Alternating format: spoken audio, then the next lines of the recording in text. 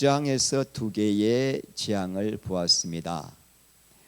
다섯 번째 황충의 재앙, 여섯 번째 유브라데 전쟁을 살펴보았습니다. 그런데 9장의 결과가 뭐였습니까? 이런 끔찍한 재앙을 겪었음에도 사람들이 여전히 회개하지 않더라. 여전히 귀신 숭배하고 점치고 복수를 행하고 살인, 간음, 도둑질을 하더라 이겁니다. 여러분, 여기서 우리가 무엇을 깨달을 수 있습니까? 사람들이 천재지변, 재앙을 당한다고 회개를 하는 것이 아니다는 것입니다.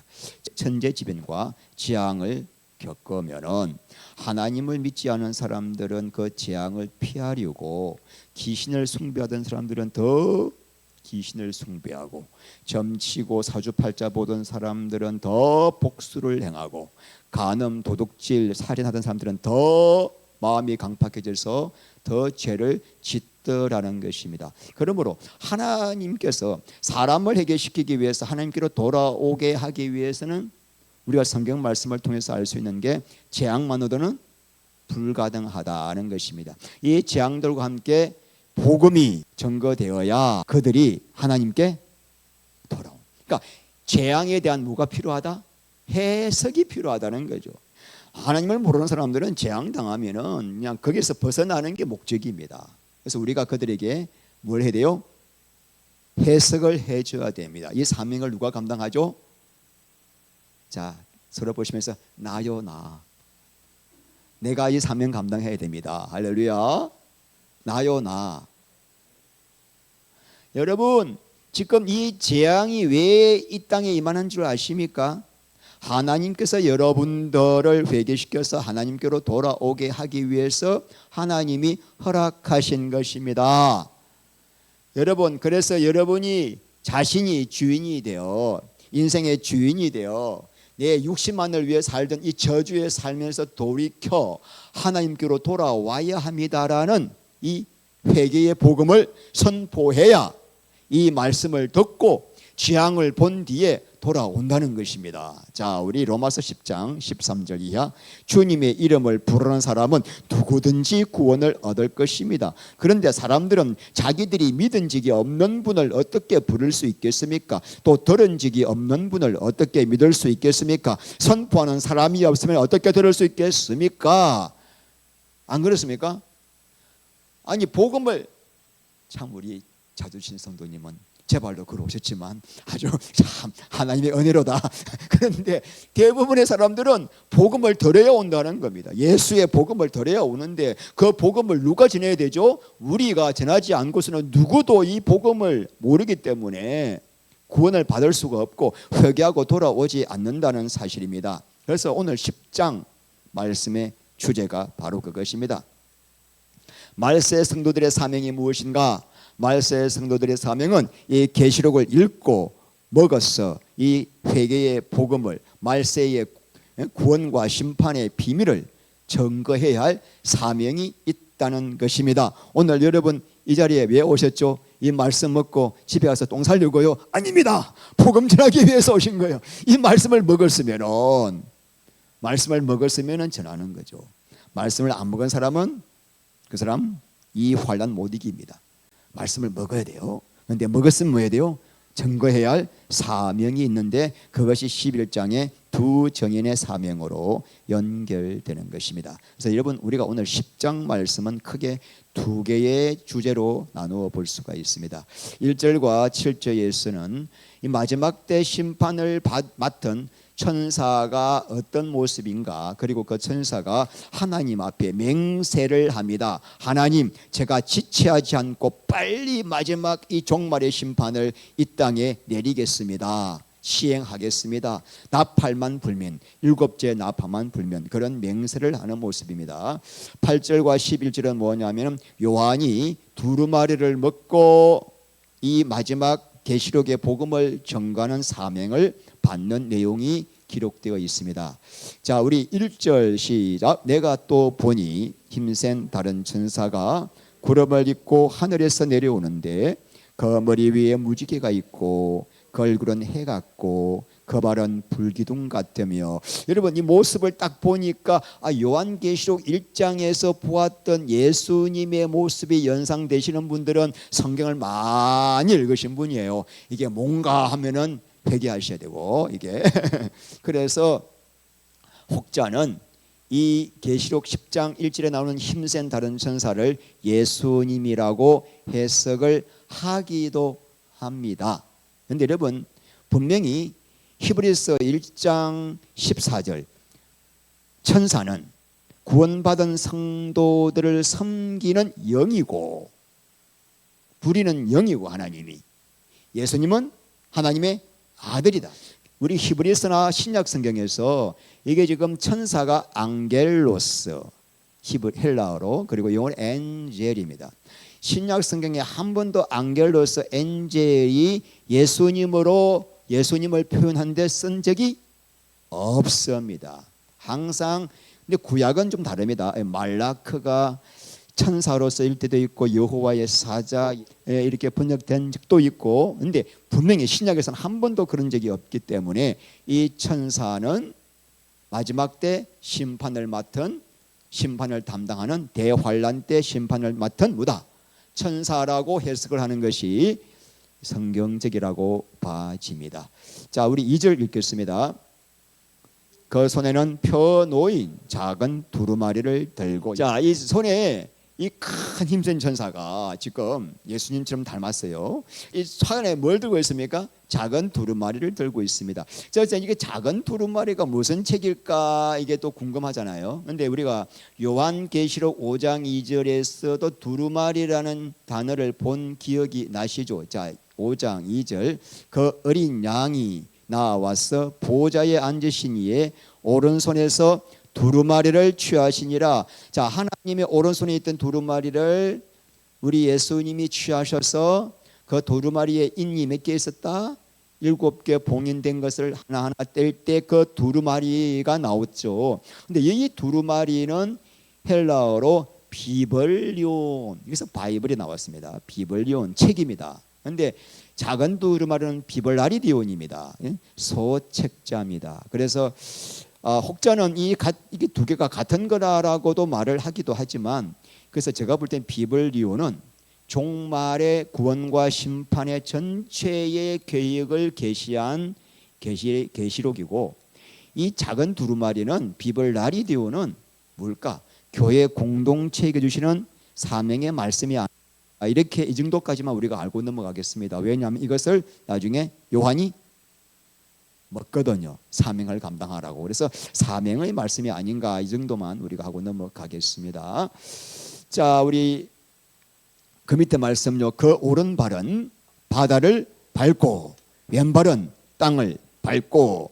자, 천사가 이 바다와 땅을 밟고 있는 이 모습은 천사를 부리는 우리 하나님께서 온 세상을 통치한다는 그런 의미로 볼 수 있겠습니다. 여러분 우리 계시록 13장 1절 말씀 보십니다. 내가 보니 바다에서 한 짐승. 자, 바다에서 누가 나와요? 한 짐승. 그냥 적어 놓으셔야 돼요. 저 그리스도. 그죠? 자, 13장 11절 내가 보매 또 다른 짐승이 어디서 올라와요? 땅에서 올라오네요. 이 다른 짐승은 누구다?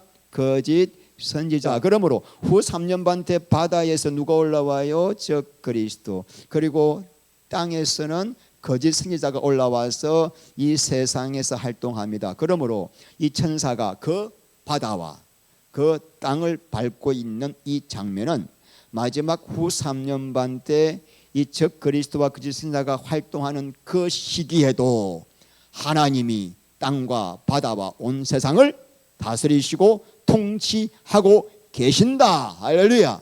지 아무리 땅에서 올라오고 바다에서 올라오더라도 그 땅과 바다까지 누가 통치하신다? 하나님이 통치하신다. 그러므로 하늘에 속한 성도, 하나님께 속한 성도들은 어떤 눈앞에 환난과 재앙이 일어나더라도 절대로 안전하다. 할렐루야. 절대로 어떤 환난 앞에서도 두려워하거나 놀라지 말아야 합니다. 하나님이 전체를 통치하고 계시고 하나님이 함께 하시고 하나님이 지켜주시기 때문에 두려워하지 말라. 내가 너를 구속하였고 내가 너를 지명하여 불렀나니 너는 내 것이라. 할렐루야. 내가 물 가운데를 건널 때도 내가 함께하여 물이 너를 침몰치 못할 것이며 내가 불 가운데로 지나였더라도 불꽃이 너를 사르지도 못하리니 대저나는 내 여호와 하나님 이스라엘의 구속자. 할렐루야. 자, 우리 3절 읽겠습니다. 사자가 부르짖는 것 같이 큰 소리로 외치니 그가 외칠 때 7 우레가 그 소리를 내어 말하더라. 우레가 뭐죠? 우레가 천둥입니다. 천둥, 그죠? 우레가 다 우리나라 말이죠. 근데 여러분, 우레가 큰 소리로 말했다, 이 말은 딱 보니까 뭐예요? 문자로 해석해야 되겠습니까? 상징과 비유입니까? 천둥이 말을 할 수 있습니까? 당연히 상징과 비유이죠. 그래서 구약에서 이 우레는 첫 번째 하나님의 근세에 있는 뭘 의미한다? 음성을 상징한다 이거예요. 그래서 시편 18편 13절 여호와께서 하늘에서 지존하신 이가 음성을 내시며 우박과 숯불을 내리시도다. 그러므로 우레 소리가 지금 하나님의 음성과 같은 걸로 비유하고 있습니다. 시편 29편 3절 영광의 하나님이 우리의 소리를 내시니 여호와는 많은 물 위에 계시다. 우리 하나님의 그 말씀을 뭘로 비유하고 있습니까? 우리의 천둥으로 비유하고 있습니다. 요한복음 12장 28절 이하 소리가 나서 이르되 내가 이미 영광스럽게 하였고 또다시 영광스럽게 하리라 하시니 곁에 서서 들은 무리는 천둥이 울었다고도 하며 또 어떤 이들은 천사가 그에게 말하였다고도 하니, 자, 하나님이 내가 영광스럽게 하였단다 이렇게 예수님께 말씀하시니까 그게 어떻게 들리세요? 천둥 소리. 그러니까 하나님의 음성을 우리가 들을 때는 너무나 위험이 있는, 권위 있는, 권세 있는 엄청난 소리로 들리는 것을 뭘로 표현했습니까? 그러니까 우리가 하나님의 음성을 듣기만 하면 다 기절해 죽는 것. 너무나 권위 있는 말씀이기 때문에. 그런데 계시록에서는 이 하나님의 이 우레를 하나님의 심판의 도구로 상징합니다. 자, 계시록 8장 5절 찾아봅니다. 천사가 향로를 가지고 제단에 불을 담아다가 땅에 소돔의 우레와 음성과 번개와 뭐가 난다? 지진. 자, 하나님의 심판의 도구로서 상징하고 있습니다. 1장 19절 이에 하늘에 있는 하나님의 성전이 열리니 성전 안에 하나님의 언약궤가 보이며 또 번개와 음성들과 뭐가 있어요? 우레와 지진과 큰 우박, 마지막 7째 대접 심판의 도구들입니다. 하나님 쓰시는 도구들이에요. 그러니까 항상 이 천둥은 하나님의 위험 있는 뭐다? 음성을 상징하기도 하고, 계시록에서는 하나님의 뭐다? 심판의 도구로 상징하고 있다. 그런데 이 우레가 하나예요, 7이에요? 7은 뭘 말하죠? 하나님의 완전을 상징합니다. 그다음에 7 우레가 뭘까요?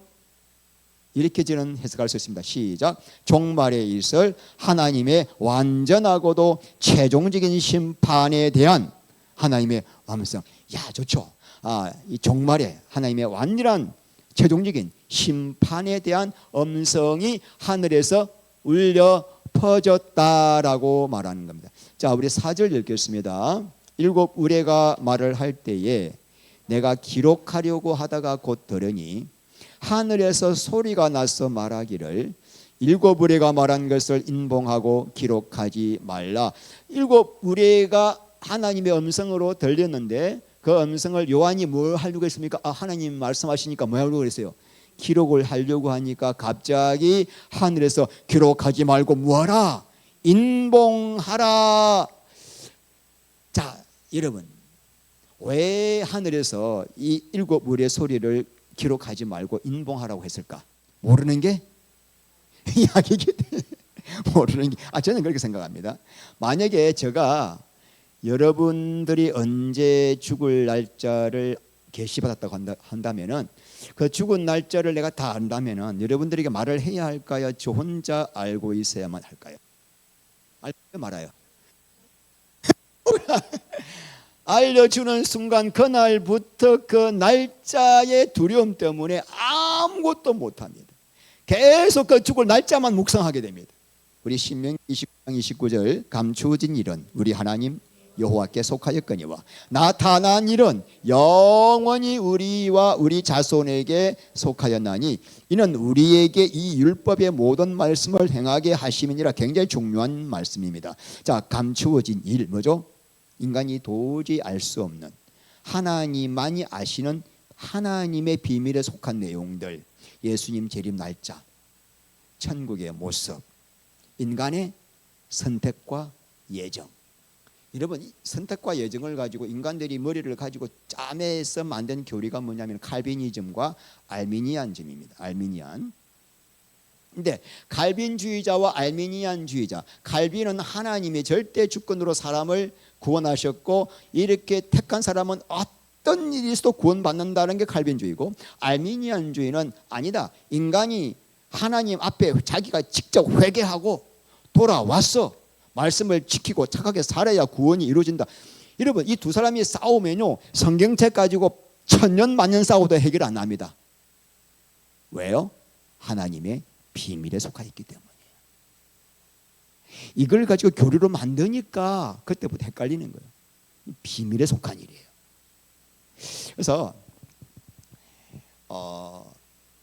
이런 일들을 왜 감추어졌는가? 우리에게는 전혀 알 수도 없는 비밀이기 때문에 하나님께 속하였지만, 나타난 일은 뭐냐면 성경에 게시된 말씀, 기록된 일은 우리와 우리 자손에게 영원히 속하였다. 이거는 우리에게 주신 말씀인데 왜 주셨는가? 그 다음 말씀, 이는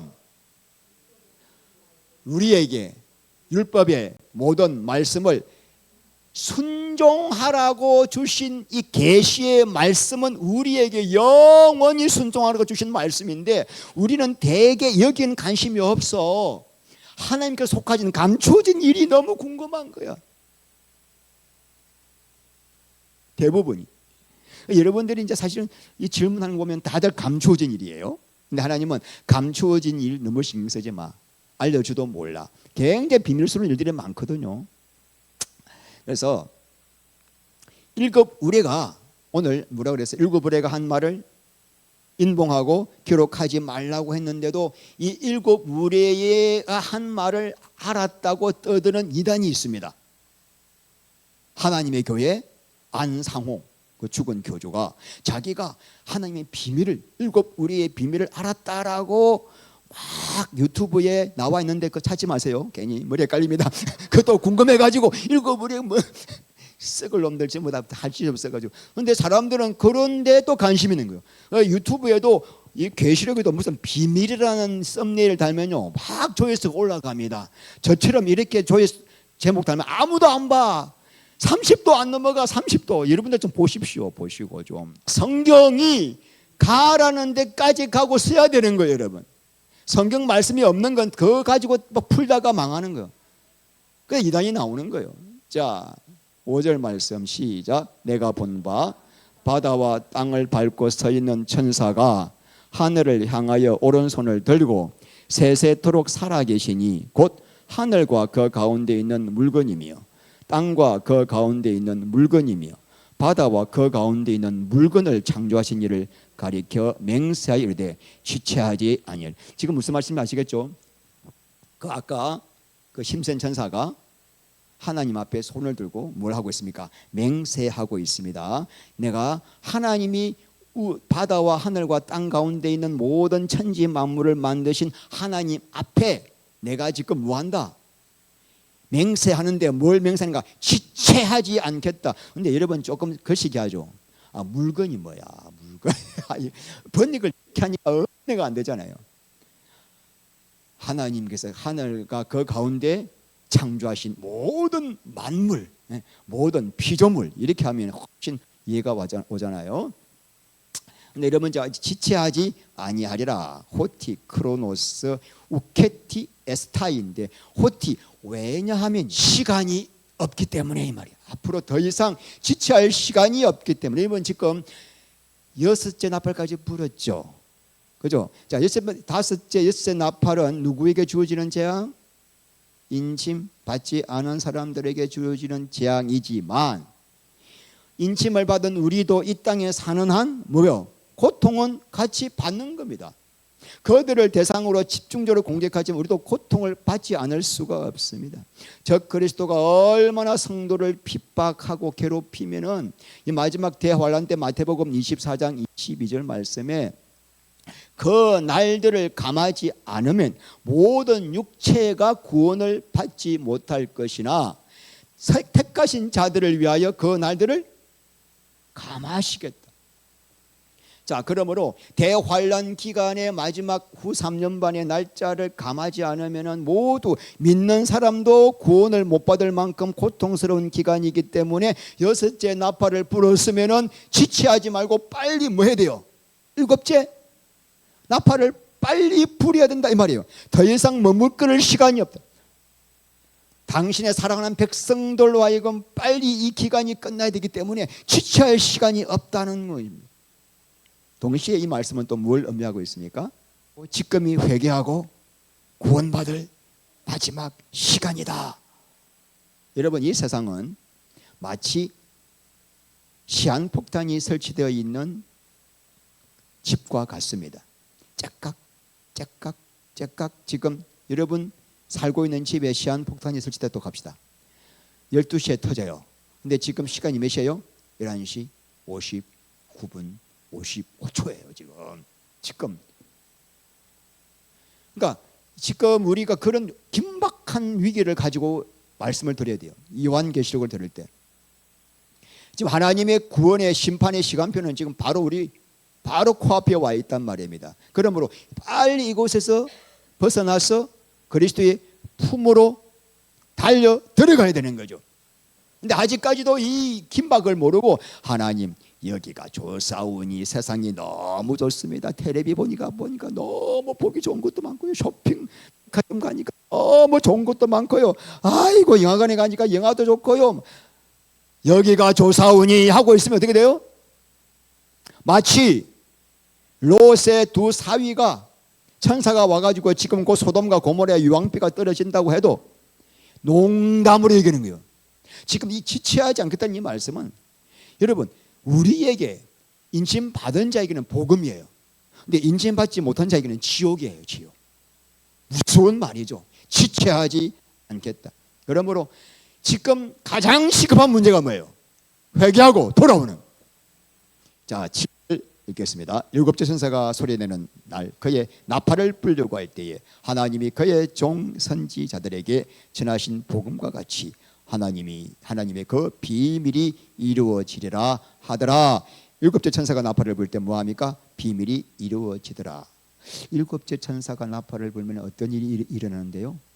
일곱째 천사가 나팔을 불면 예수님 재림하시고 우리는 부활하여 휴거하고 이 땅에는 대접장이 일어나고 그리고 우리는 천연왕국에서 새로운 삶을 살게 됩니다. 근데 이 내용이 누구에게 이미 전해졌다고? 하나님의 종들 선지자들에게 이미 준 내용이다. 에스겔, 다니엘, 스가랴, 이사야 그 종들에게 이미 말세에 있을 심판의 내용, 구원의 내용을 다 알려주어서 성경에 기록하게 했다는 것입니다. 그러므로 이 종말의 이 심판과 구원의 계획이 예정에 없이 갑자기 일어나는 것이 아니라 이미 다 알려주셨고 그 마지막 나팔재앙, 대접재앙이 이 기록된 말씀대로 그대로 이루어질 것이고 이 시간도 지금 그 날을 향하여 1초, 1초, 1초, 1초 가고 있다는 것을 아셔야 됩니다. 이 말씀 속에 그렇게 많은 긴박한 의미가 포함되어 있습니다. 오늘 보니까 이 말씀이 여러분 다니엘에게도 똑같이 주어집니다. 자, 다니엘 12장 7절 내가 들은즉 그 세마포스를 입고 강물 위쪽에 있는 자가 자기의 좌우손을 들어 하늘을 향하여 영원히 살아계시는 이를 가리켜 맹세하여 이르되 반드시 한때 두때 반때를 지나서 성도의 근세가 다 깨지기까지이니 그렇게 되면 이 모든 일이 다 끝나리라 하더라. 다니엘에게 나타난 천사가 맹세했던 내용을 630년 지난 요한에게 나타난 천사도 똑같은 내용으로 지금 뭐하고 있습니까? 재연하고 있죠. 지금 내용이 같죠? 요한계시록에서 보았던 내용과 똑같은 내용을 천사가 지금 맹세하고 있죠. 그러면 이건 뭘 말합니까? 구약의 다니엘에게 했던 그 하나님의 약속이 1.1획도 변함없이 마지막 때 반드시 이루어진다.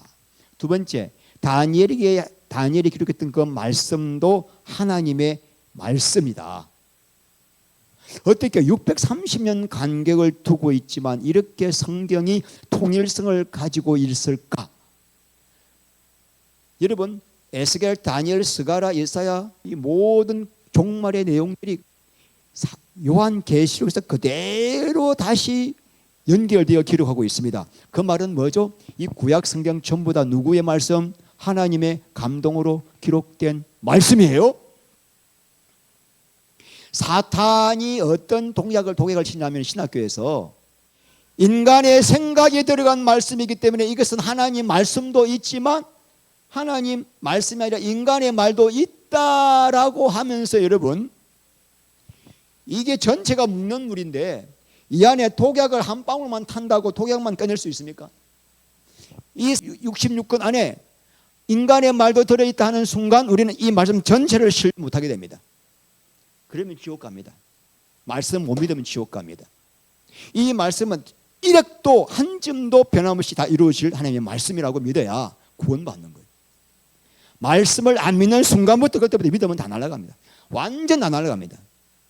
날라리 신자가 됩니다. 자, 한때, 두때, 반때가 뭐죠? 후 3년 반입니다. 그때 뭐가 다 깨져요? 성도가 저 그리스도의 핍박으로 말미암아 완전히 깨어지고 부서진다. 성도들이 이때는 조금도 어떻게 저 그리스도의 그 핍박 아래 할 수 있는 게 없다. 완전히 점검같이 빚어지는 기간이다 이 말이 이때가.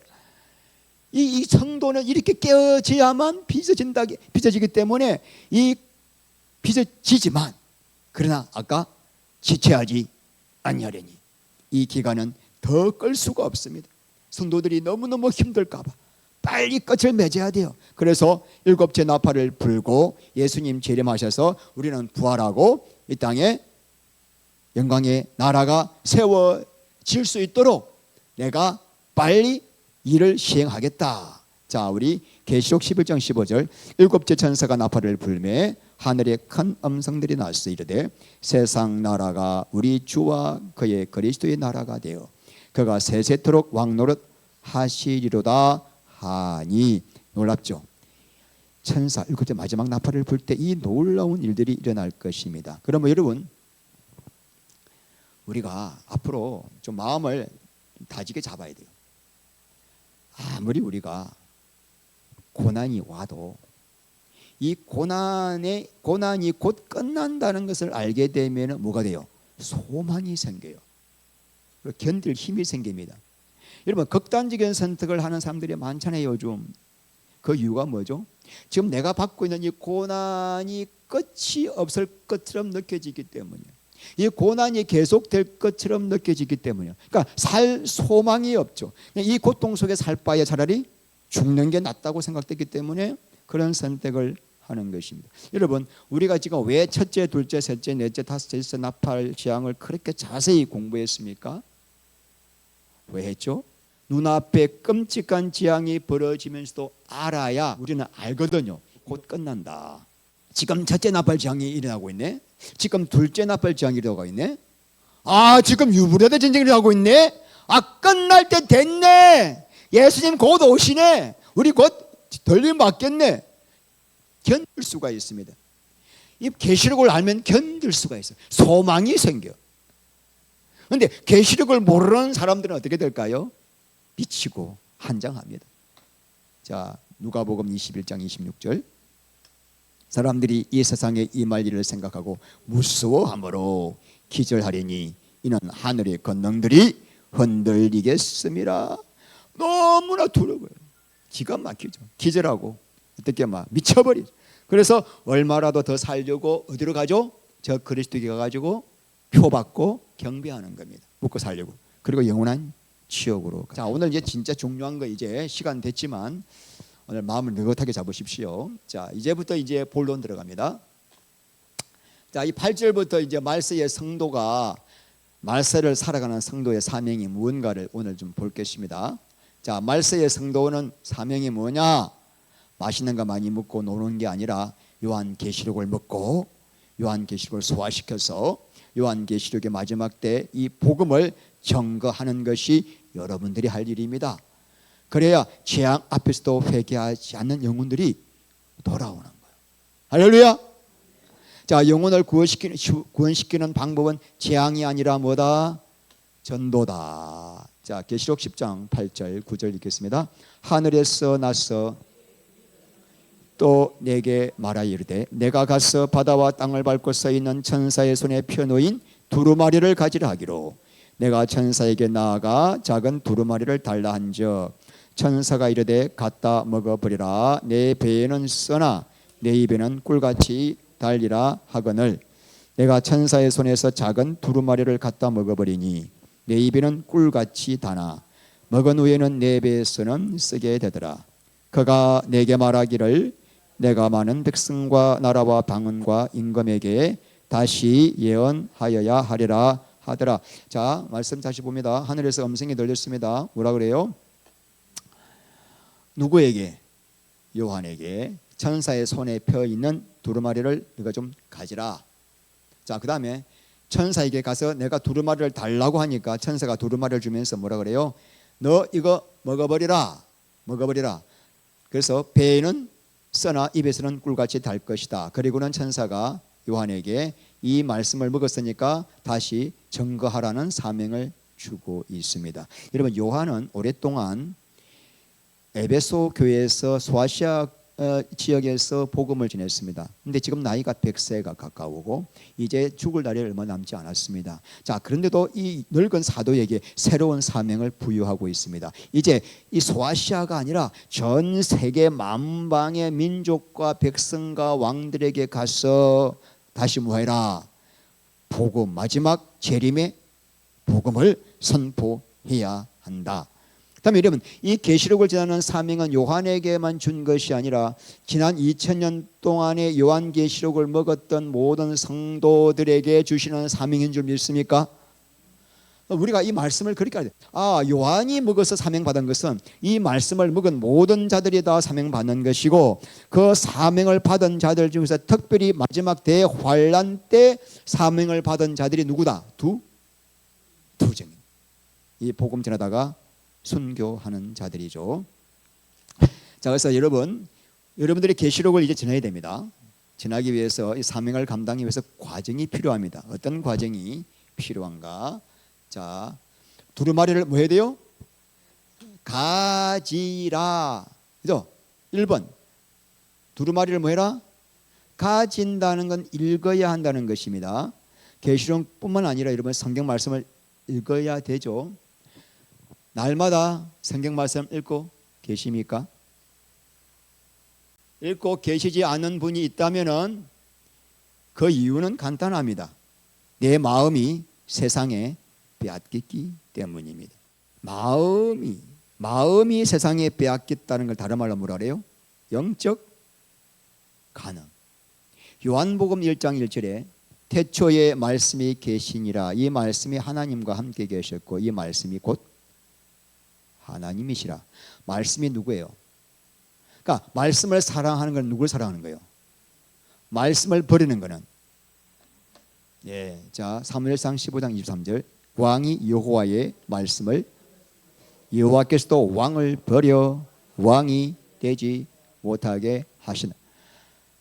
우리가 말씀을 소유하고 말씀을 경홀히 여기는 것은 하나님 말씀하신 하나님을 경홀히 여기는. 느헤미야 8장 5절 말씀 보면은 에스라가 하나님 율법을 낭독하니까 그 모든 백성들이 다 일어서서 듣다가 얼굴을 땅에 대고 엎드려 경배합니다. 하나님 말씀이 무기 때문에. 하나님. 그러니까 이렇게 말씀을 하나님이라고 생각하고 들을 때 그때 심령의 부흥이 일어나는 거예요. 그때 성령의 역사로 내 마음의 변화가 일어나는 거예요. 옛날에 우리 남성분들 군대 복무할 때 애인이 편지 보내면 그 편지 읽고 또 읽고 또 읽고 읽고 또 읽고 그랬잖아요. 안 그러나? 그런 적 없습니까? 왜냐? 사랑하는 애인이 보냈기 때문이에요.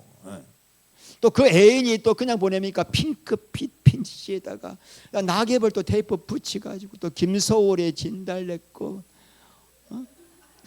시를 또 읊어가지고 하면은 그놈을 또 보고 설레가지고 사랑하는 애인이 보냈기 때문에 편지를 또 보고 하는 거예요. 여러분, 이 성경 말씀은 누가 보낸 편지다? 하나님이 보내신 러브 레터예요. 이 성경을 안 열는 이유는 하나입니다. 하나님을 사랑하지 않기 때문에. 아니, 목사님 성경 말씀 어려워요, 못 읽겠어요. 거짓말이에요. 내가 하나님을 사랑하면은 그 사랑하시는 하나님이 무슨 말씀을 하셨는가 궁금해가지고 읽게 되어 있습니다. 내가 그렇게 사랑하는 여자가 편지를 보냈는데 이게 암호같이 보냈어. 암호같이 뭐 영어도 들어가고 러시아 말도 들어가고. 근데 내가 너무 사랑하는 사람이라면 그 말을 읽고 또 읽고 이게 무슨 말인지 기도하면서 해석하지 않겠습니까? 아, 이거 어렵네 찢어버립니까? 우리가 하나님 말씀 어렵다고 안 읽는 것은 거짓말이에요. 하나님을 사랑하면은 하나님이 어떤 분인가를 알고 싶어서 읽고 하다가 하나님을 더 알게 되는 거예요. 아, 목사, 나는 하나님을 사랑하지 않는데 어떡하죠? 사랑하지 않으면 더 읽어야 돼. 더 읽어야 돼. 읽으면 하나님의 마음이 와. 마음이 읽고 또 읽으면 하나님이 이런 분이시네, 나를 이렇게 사랑하시네 하면서 사랑이 막 불같이 또 타오르니까 또 읽게 되는 거예요. 그래서 말씀 안 읽는 분은 이거는 대책이 없는 거예요. 지금 오늘 제가 비법을 가르쳐 주는 거예요. 그 안에 하나님을 사랑하는 마음이 없는 거예요. 다 종교인. 절대로 있을 수 없는 일입니다. 그래서 여러분, 말씀을 읽지 않는 사람은요 절대로 영적 성장이 없습니다. 주일 설교 한 번 요거 듣고 버티시는 분 거의 영양실조입니다. 지금 죽기 직전입니다. 마태복음 4장 4절, 사람이 떡으로만 살 것이 아니요 하나님의 입으로부터 나오는 모든 말씀을 안 먹는다. 방법이 없습니다. 자, 그러면 말씀 읽고 난 다음에 두 번째 뭐 해야 됩니까? 말씀을 갖다 먹어 버리라. 요한에게 두루마리를 먹으라고 합니다. 아무리 맛있는 음식도 좋은 음식도 몸에 좋은 음식도 먹어야 양반이요. 이 음식이 아내가 음식을 만들어주는데 이 음식의 영양가를 분석하고 구경만 하고 있으면 이거는 완전히 화중지병이요. 거림의 떡입니다. 음식은 먹어야 내 안에 살이 되듯이 이 말씀도 먹어야 합니다. 자, 먹는 건 뭐냐면 읽는 것으로 끝나지 않고 이 말씀을 내가 깊이 묵상하고 이 말씀을 내 안에 새기는 걸 말해요. 자, 신명기 6장 6절 말씀은 오늘날 내가 너에게 말하는 이 말씀을 너는 내 마음에 뭐해라? 새기고. 이런 말씀을 새기는 게 뭐예요? 먹는 거예요. 아, 근데 어떻게 해야 새기죠? 이런 말씀을 새겨야 되는데 어떻게 해야 새기죠? 시편 1편 보면은 복 있는 자는 오직 여호와의 율법을 즐거워하여 그 율법을 주야로 묵상하는 자로다. 그래서 묵상이 하감이다. 힘드신 분 저 서 계시면 돼요. 허리가 아프면. 하감이다. 하가가 뭔 뜻이냐면은 중얼거리다, 작은 소리로 말하다, 깊이 생각하다. 그래서 히브리식 묵상이란 뭐냐면은 내가 말씀을 계속 가슴에 새기면서 입으로는 하는 것, 중얼. 복 있는 사람은 악인들의 꾀를 쫓지 아니하고 죄인들의 길에 서지 아니하며 오만한 자리에 앉지 아니하고 오직 여호와의 율법을 즐거워하여 그 율법을 주야로 묵상하는 자로다 하면 계속 중얼중얼. 복 있는 사람은 악인들의 꾀를 쫓지 아니하고 죄인들의 길에 서지. 이 말씀을 깊이 생각하면서 중얼 오만한 자리에 앉지 아니하고 오직 여호와의 율법을 즐거워하며 율법을 설거지하면서 똥 싸면서 밥 먹으면서 중얼중얼 이렇게, 이것이 히브리식 묵상입니다. 그렇게 하면 말씀이 어떻게 돼요? 암송되는 거예요. 암송. 그래서 말씀을 먹는 방법은 뭐다? 묵상과 암송이에요. 묵상이 하가라 그랬죠. 그래서 깊이 생각하면서 뭐한다? 중얼거리. 중얼거리다 보면 어떻게 된다? 암송이 된다. 암송이 되면 그때부터 이 말씀만 내 안에 새겨지면은 악한 자들의 꾀가 보이게 됩니다. 이 길 따라가면 죄인들의 길이 보여요. 저 사람들의 자리는 오만한 자리구나. 같이 할 수가 없습니다. 갈 자리 안 갈 자리 분별하게 되는 거죠. 이게 묵상의 능력이죠. 여러분, 어떤 내가 위기의 상황에 처해도 그 위기의 상황에서 이겨낼 수 있는 방법은 말씀이 생각이 나야 이기는 거예요. 말씀이 내 그 상황 속에서 나를 건지는 거죠. 우리 시편 107편 19절 이하. 이에 여호와께 부르짖으매 그가 그들의 고통에서 그들을 구원하시되 그가 그의 말씀을 보내어 고치시고 위에만 지경에서 건지시는 도다. 지금 누가 건져요? 하나님이 그 사람 마음속에 새겨져 있는, 묵상하고 암송에서 새겨져 있는 말씀을 기억나게 하신다는 말이에요. 기억나게 해서 그 말씀을 통해서 그 사람이 지금 처해 있는 위경에서 그 사람이 그 말씀의 능력으로 어떻게 해요?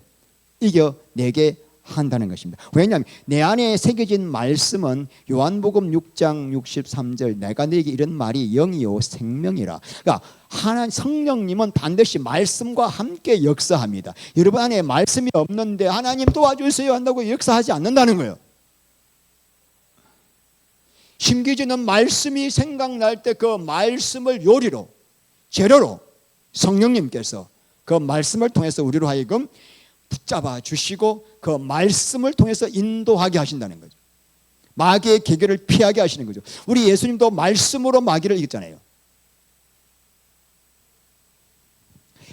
제가 예수님 믿고 난 다음에 바로 인장 얼마나 어려운 연단이 너무나 많아가지고 정말 살 수가 이리 터지고 저리 터지고 이리 터지고 이리 터지고 사방팔방. 그런데 제가 그때 초신자 때 바로 말씀을 읽은 거예요. 너무 가슴이 뜨고 말씀을 읽으니까 이 말씀이 기억나게 되는 거예요. 말씀. 그 당시 저에게 그 말씀을 암송하고 그냥 말씀 붙들고 그러니까 말씀이 없었더라면 저는 끝났을 거예요. 이미 그냥 파산 끝났을 겁니다. 앞으로 여러분 환란의 시간들이 옵니다. 지금 여러분들이 말씀이 없으면 다 넘어갑니다. 그 순간 예수님이 눈에 보이기나 합니까? 성령님이 무슨 느낌이나 있습니까? 말씀이 예수님이에요. 말씀이 성령님이에요. 말씀이 나를 붙잡아주는 거죠. 유대인들은 3살 때부터 모세 오경을 암송을 시작해서 대부분 빠르면 8살 13살이면 모세 오경을 다 암송합니다. 우리는 외기 읽기만 해도 머리에 쥐가 나는데 졸리기만 하는데 이 애들이 모세 오경을 달달달달달달달 다 외웁니다. 그런데 여러분 그래서 그들이 비록 구원은 예수님을 모르니까 구원은 받지 못했잖아요. 그런데 이 모세 오경을 하나님 말씀인 모세 오경을 다 머릿속에 가슴에 새기고 보니까 하나님의 지혜와 지식을 얻게 되죠. 그래서 이 750만 명의 유대인들이 미국의 정치, 경제, 군사, 언론, 문화를 다 장악하고 있습니다. 우리가 성경 말씀을 묵상하고 암송하는 것은 세상을 지배하기 위해서가 아닙니다. 우리의 목적이 달라요. 우리는 하나님을 더 사랑하고 많은 열매를 맺고 사명을 감당하기 위해서입니다. 그죠? 그런데도 말씀을 읽고 묵상하고 암송하고 가슴에 세우고 내 창자에 채우면은 하나님이 우리 삶을 형통케 하십니다. 여호수아 1장 8절 이 율법책을 내 입에서 떠나지 말게 하며 주야로 그것을 묵상하며 그 안에 기록된 대로 다 지켜 행하라. 그리하면 내 길이 평탄하게 될 것이라. 내가 형통하리라. 형통이란 부자 되고 주제 되는 게 아닙니다. 하나님이 내 사명을 감당하도록 내 모든 사방팔방의 길을 막힌 걸 열어주는 거예요. 부자 되는 게 아니에요. 이거는 제가 잘 들으셔야 돼요. 형통이란 요셉이 여호와께서 그와 함께 하심으로 범사에 형통케 하셨더라.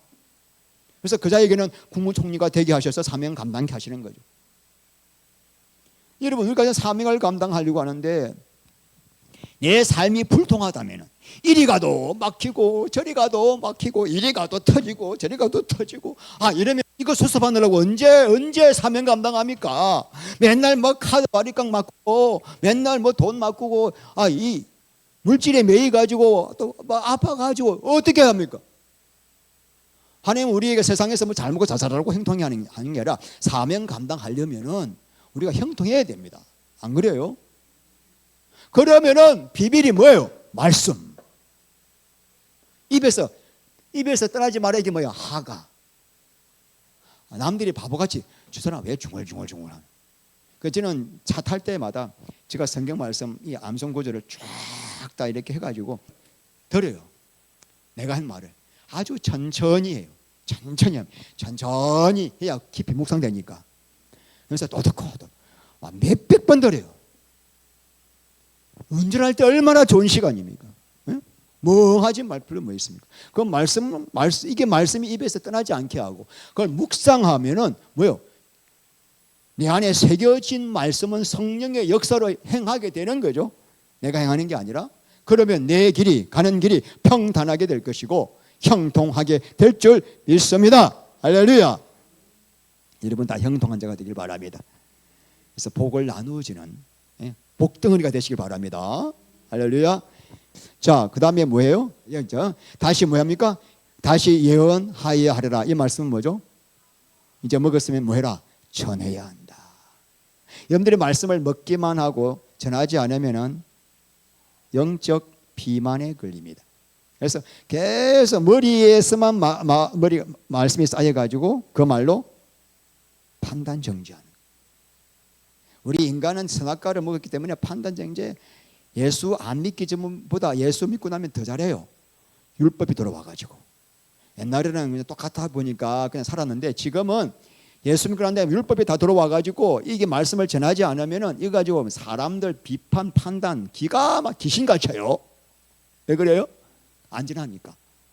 그러니까 여러분들이 어떤 방법으로든 말씀을 전해야 됩니다. 어디 가서든지 말씀을 전해야 돼요. 오늘 여러분 전할 때 하나님은 더 큰 풍성한 은혜를 부어주십니다. 자, 근데 여러분 오늘 보니까 입에는 뭐야? 꿀같이 단데 배에서는 뭐하다? 이게 무슨 말이죠? 여러분들이 계시록 말씀을 읽고 들을 때, 야, 앞으로 종말이 이렇게 되는구나. 앞으로 우리는 이렇게 인침받고, 막 기쁨이 생기죠. 소망이 생기죠. 그런데 이 말씀을 하나씩 또 알아갈 때 꿀송이 같이 달잖아요. 근데 이 말씀을 살아내려면 뭐가 필요해요? 내가 죽어야 되거든. 말씀은 먹을 때는 아주 단데 이 말씀을 살아내려면 내가 죽어야 돼요. 자기 부인이 필요하거든요. 자기 죽음의 과정을 거치지 않고서는, 쓰라리는 과정을 거치지 않고서는 안 되거든. 또 여러분들이 오늘 말씀 듣고 내가 전해야지 해가지고 전해보세요. 전하면 들어나 주나? 평행하게 전하지만 한 명이라도 들어주냐고요. 오히려 조롱하고 빈정거리고 저 사람 돌았나? 지금 때가 어느 때인데 무슨 예수 재림한다고 이상하게 본다고요. 이게 얼마나 쓰라립니까? 말씀을 먹을 때는 달아. 살아내고 이 말씀을 순종하기에는 너무나 힘듭니다. 그래서 우리가 낙심이 돼요. 진짜 복음 전하는 거 하신 분 알아요. 낙심이 돼. 내가 하면 뭐하나? 포기하고 싶어. 그런데도 이 말씀이 새겨진 사람은 그 말씀을 통해서 하나님 마음을 알기 때문에 내가 저 영혼 위해 죽었단다. 네가 볼 때는 저 영혼 진짜 별 볼일 없지만 내가 저 영혼 위해서 피 흘려 죽었단다. 그 마음을 알기 때문에 또 일어서서 어떻게 해요? 또 복음을 전하는 거죠. 또 쓰라린, 배가 또 쓰라리죠. 이게 우리가 해야 할 길입니다. 자, 여러분 우리가 오늘 잠깐만 에스겔서 잠깐 봅니다. 에스겔서 2장 3장. 자, 2장과 3장이 뭐냐면은 에스겔이 겪었던 내용을 지금 누가 겪고 있어요? 요한이. 야, 그러니까 지금 이게 계시의 연속성입니다. 에스겔이 보았던 그 계시는 바로 마지막 종말에 있을 내용과 연결되는 미리 보여준 거죠. 지금 에스겔에게 하나님이 야, 이스라엘 백성들이 너무나 엉망이다, 우상 숭배하고 있다, 너가 가서 그들에게 곧 받게 될 재앙과 심판의 말씀을 전하라. 그래서 주셨는데 그 다음에 여러분 보면은 에스겔서 2장 3절 말씀 보면은 듣든지 아니 듣든지 7절, 듣든지 11절, 듣든지 아니 듣든지 증거하라고 하십니다. 하나님 마음을 아시겠습니까? 우리는 한 번, 두 번 전화하면 진짜 짜증나죠. 안 들으면 에라이 그냥. 그런데 하나님은 그 영혼이 100명 중에 한 명이든 1000명 중에 한 명이든 나 그 영혼 구원받기를 원한단다. 그러니까 듣든지 아니 듣든지 전해줘. 자, 그래서 여러분 이렇게 전하기 위해서 반드시 할 일이 있는데 에스겔서 보면은 2장 8절 먹어라, 또 3장 1절 먹어라, 또 나왔죠? 먹어라. 자, 먹는 이유는 뭐죠? 3절에 배에 넣어서 창자에 채우기 위해서다. 아시겠죠? 이 말씀을 내 가슴에 채우고 마음에 새기기 위해서입니다. 이렇게 채우면은 하나님 마음이 오니까, 하나님 마음이. 오늘 우리 계시록을 전하기 위해서는 일단 첫 번째 읽어야 한다. 두 번째는 먹어야 한다. 세 번째는 전해야 한다. 근데 여러분 이따 우리에게 필요한 게 뭐다? 뭘까요? 자, 한 영혼이라도 구원하기를 원하시는 하나님의 마음이에요. 이 마음이 없이는 절대로 이 일을 못합니다. 그래서 말씀이 내 안에 새겨진 자만 전할 수가 있어요. 머릿속으로 뱅뱅 도는 사람들은 마음으로 하나님의 마음을 모르기 때문에 못 전하죠. 마음으로 주님의 마음을 깨닫고, 그래서 비록 이 배에서는 쓴쓰리 쓴 고난이 오더라도 다시 우리가 그 꿀송이같이 단 그 말씀을 다시 한번 먹고, 그래서 끝까지 여러분 이 복음 전하는 사명을 감당하시기를 바랍니다.